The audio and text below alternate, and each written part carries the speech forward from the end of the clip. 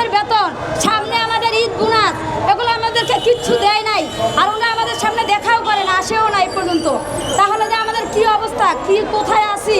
ওনাদের কোনো এত বছর ধরে কাজ করি, মানুষের একটা সন্তানও যদি পালে তাদের সামনে এসব কথা বলে যে দেখো তুমি কি খাইছো না না খাইছো।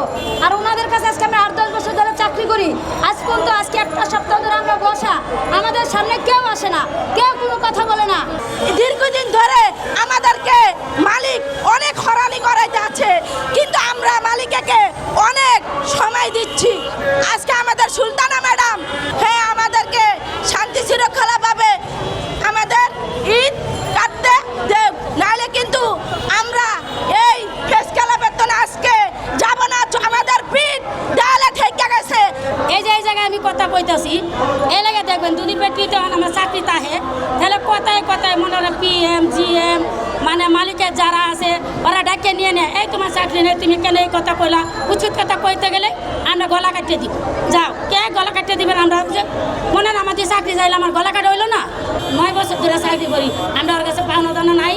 এই 2 মাসের বেতন, এই মাস নিয়ে আমরা এই বেতন দিব না। এই যে একটা ঈদ আইছে, মাইয়া বলার আমরা কাপড় চুপড় কত কিছু দেওয়া লাগে, মায়া বলারে দিতে পারি না, নিজেও খাইতে পারি না। হেরা দুধি পেটে না ছাড়া তারা আমরা পাওনা দানা দিয়ে ওরা আপনারা বার করে দেবো, কইবা যাও আমরা পাশে চালাবো। হ্যাঁ এর থেকে দূরে থেকে দেখে চুরি করে চুরি কত পেলে হইব। আমরা না খেয়ে রয়েছি, বাজার নাই, ঘরে ঘাটে কিচ্ছু নাই। আজকে এই রোদে এই রাস্তায় আমরা আসছি কি কারণে? এই একমাত্র মালিকের জন্য। যদি উনি আমাদেরকে পাওনা দানা দিত আমরা এই প্রেস ক্লাব কেউ আসতাম না, কারণ আমরা নর্মাল একটা ফ্যামিলির বাচ্চারা তো আমরা পালন করে খাই। আমরা যদি বেতন না পাই আমরা 2 মাসের বকেয়া টাকা পাই, টাকাটা কই থেকে দেবো? আমরা কি বাড়িতে আছে যে আমরা বাড়ি থেকে টাকা এনে দেবো? আমরা টাকাটা সামনে ঈদ আসছে, আমাদের মা বাবা আমাদের মুখের দিকে তাকিয়ে আছে, আমাদের টাকাটা দেবো, তারা ঈদ ভালো করে করবো, কুরবানি টাকা দেবো। অনেকে আশা আছে আমার ছেলে টাকা পাঠাইবে, আমি কুরবানি দেবো।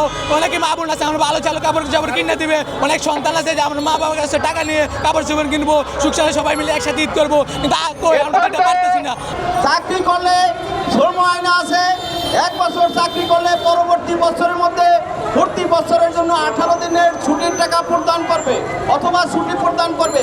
এই কারখানা কর্তৃপক্ষ শ্রমিকদের ছুটিও দিচ্ছে না এবং ছুটির পরিবর্তে যে একটা সুবিধা আছে সেই সুবিধাও দিচ্ছে না। এই শ্রমিকরা দীর্ঘদিন তারা নিপীড়ন নির্যাতনের শিকার, তাই আজকের বাধ্য হয়ে তারা আজকের এই প্রেস ক্লাবের সামনে উপস্থিত হয়েছেন। মালিক পক্ষ এখন পর্যন্ত তাদের সুনির্দিষ্ট কোনো প্রস্তাব বা আলোচনার বা কোনো তাদের বেতন ভাতা পরিশোধের সংক্রান্ত কোনো কথাই বলে নাই। তারা আমার সাথে দীর্ঘদিন ধরে এই ফ্যাক্টরি নিয়ে আমার সাথে লড়াই করছে, কিন্তু কোনোভাবেই আমি মালিককে কথা আনতে পারি না। শেষ লাস্টে একটা ইমেল মালিক এখন বলে রয়েছে আমার এতগুলো শ্রমিকের বকেয়া 2 মাসের বেতন ভাতা এখনও পরিশোধ না করে। সামনে একটা ঈদ বোনাস, আমাদের কোনো নোটিশ দেওয়া হয় নাই, আমাদের নোটিশ মাধ্যমে আমাদের কিছু জানানো হয় নাই। হঠাৎ করে উনি বলে ফ্যাক্টরি চালাইতে পারবে না।